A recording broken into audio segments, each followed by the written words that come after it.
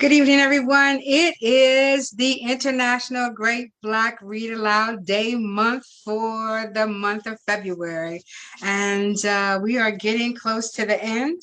Today, again, it's late. It has been a long day, but I didn't want to go through the day without doing what we have listed today. And that is overcoming addiction. February 23rd, 2021 is listed for the International Great Black Read Aloud Day. I'm going to be reading from my friend's book, Richard Preston. Richard Preston was born in Jacksonville, Florida. He introduced himself to alcohol at the tender age of 6. The progressive disease of alcoholism and drug addiction so crippled his dreams and aspirations.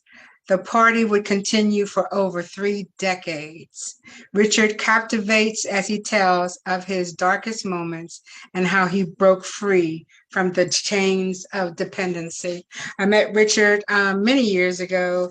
Actually, he signed his book for me. Thank you, Richard. Can anybody see that? I have such terrible light here. His book is called Serenity Granted, Accepting Hardship as a Pathway to Peace. Mr. Richard Preston, he still, to my knowledge, lives in Jacksonville, Florida. I am going to read his first chapter, if you guys will indulge me.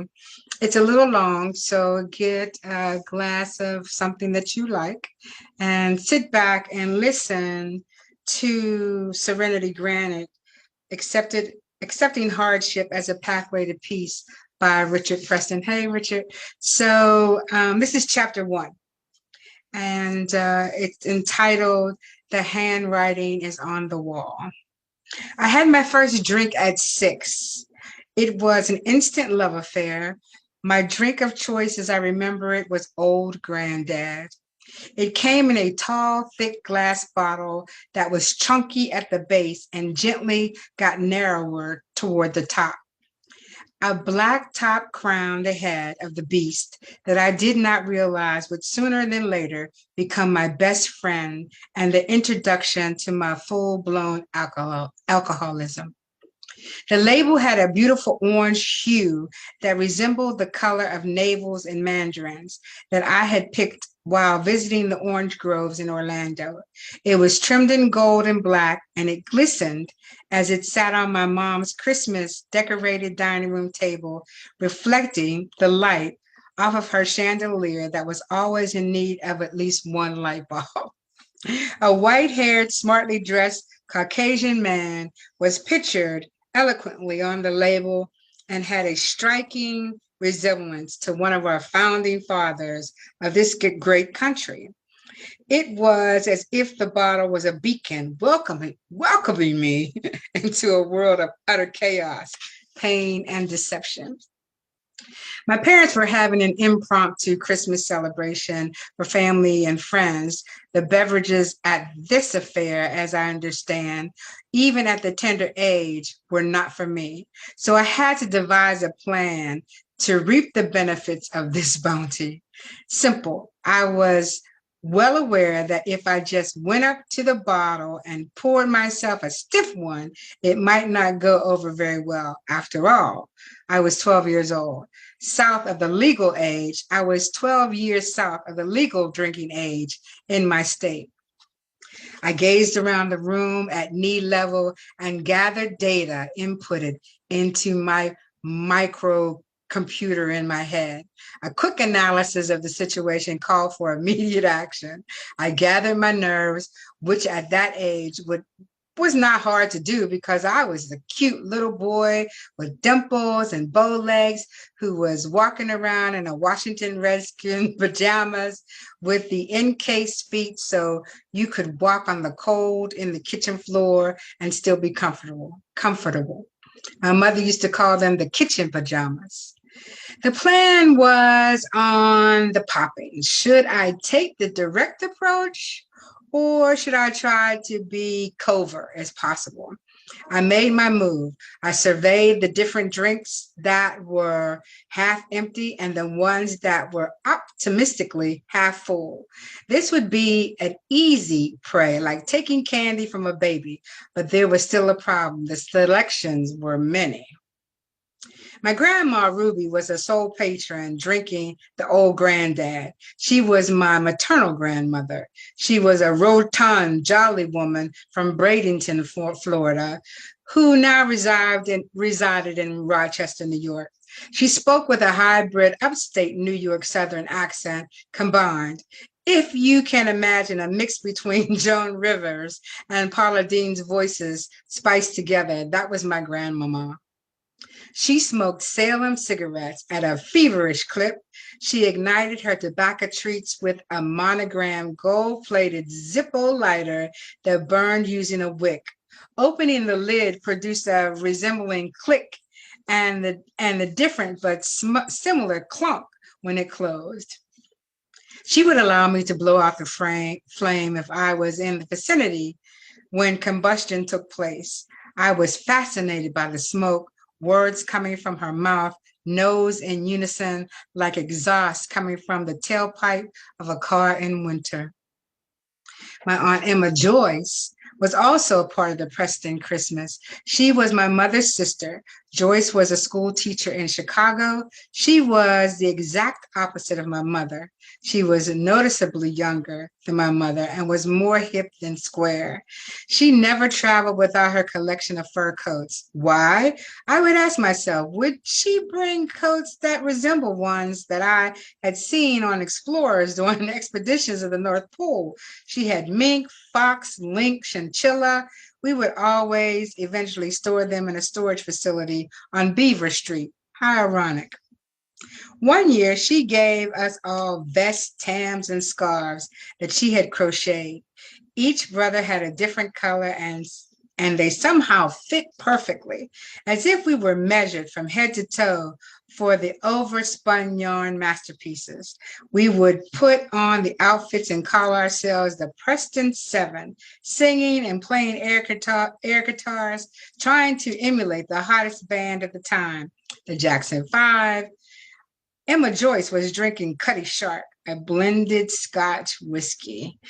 It came in a lizard green colored bottle and stood out noticeably from the other luscious libation. The label on the bottle was spotlight yellow and had a picture of either the Nina, the Pinta, or the Santa Maria, proudly displayed under the name of the product. The picture was illustrated in such a way that the ship seemed to gently toss and turn in the waves. My cousin Buster, aka Doc, was a staple at our home for many of the family occasions. He was my daddy's most beloved relative. I never heard my father, or anybody else for that matter, utter a bad word about Doc. Whenever he came over to visit, one of us kids would have to surrender the most comfortable chair to Doc. My mother would scramble to assemble some sort of impromptu hors d'oeuvres to serve, usually a summer sausage sliced on a Ritz cracker. I remember those. Or my father's famous homemade hogshead cheese on a saltine, if he was lucky. Buster was drinking a clear beverage and seemed to be mixing it with orange juice. When my mother asked him if he would like another screwdriver, I was puzzled. At this age, I could not associate a hand tool that was used to adjust my brakes on my Western Flyer wagon with a drink in my, wait a minute, let me say that again. At this age, I could not associate a hand tool that is used to adjust the brakes on my Western Flyer with a drink of my choice.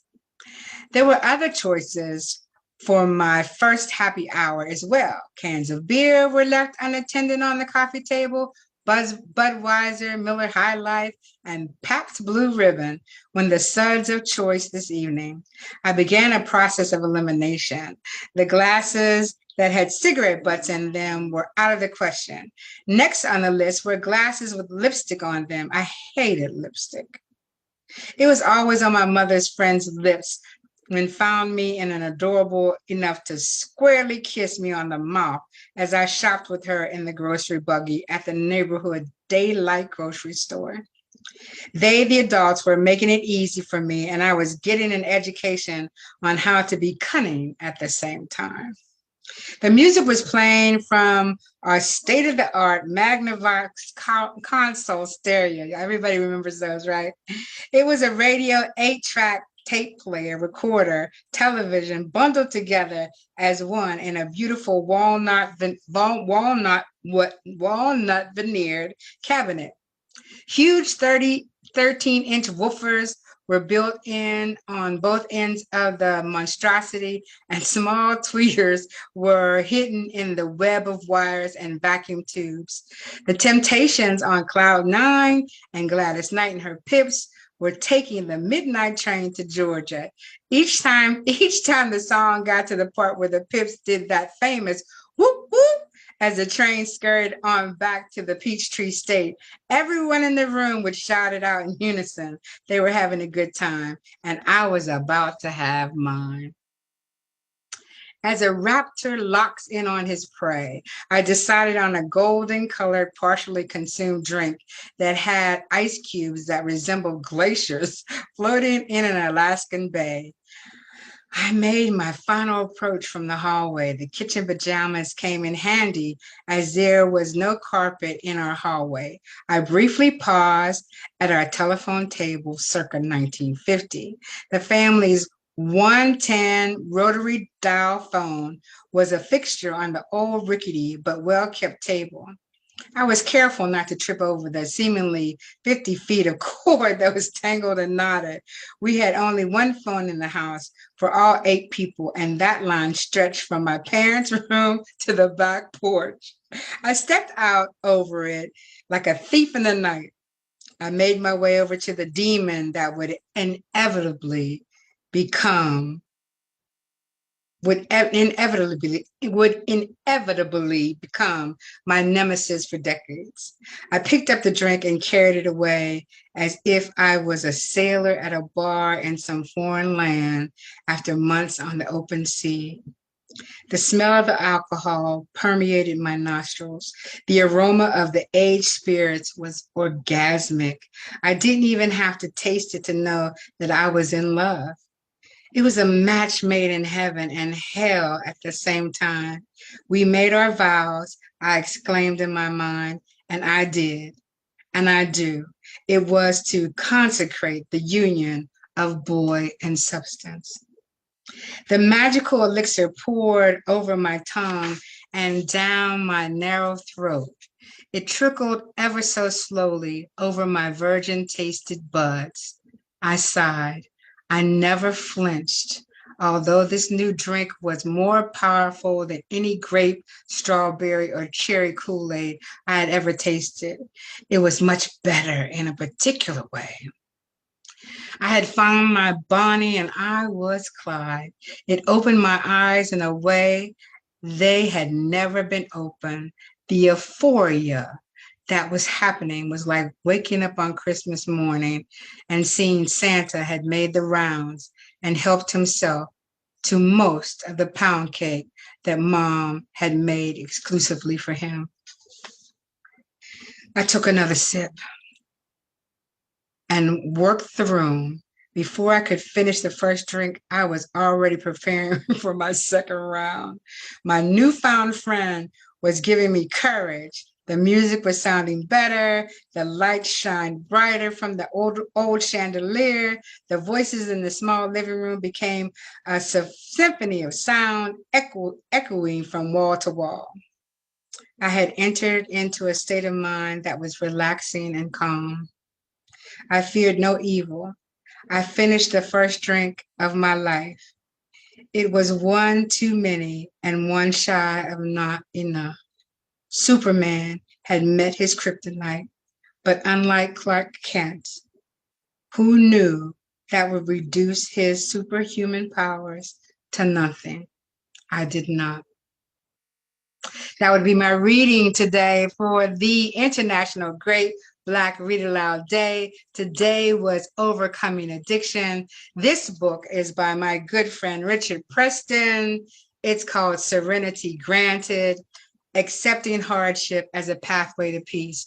Now, I read this book about maybe 3 or 4 years ago, and it is heartwarming and heartbreaking all at the same time. But he gives a vision of his life as it's spun out of control by overcoming and trying to hold on to his addiction and trying to overcome it at the same time. So hats off to you, Richard, who has been clean and sober for many, many, many years. And thank you for joining us. Thank you, Ladero Press, for coming up with the International Great Black Read Aloud Day month for Black History. And we will see you tomorrow where we'll be talking about sports, and hopefully sports in a way that people who don't know a lot about sports will understand it. So thank you so much and good night.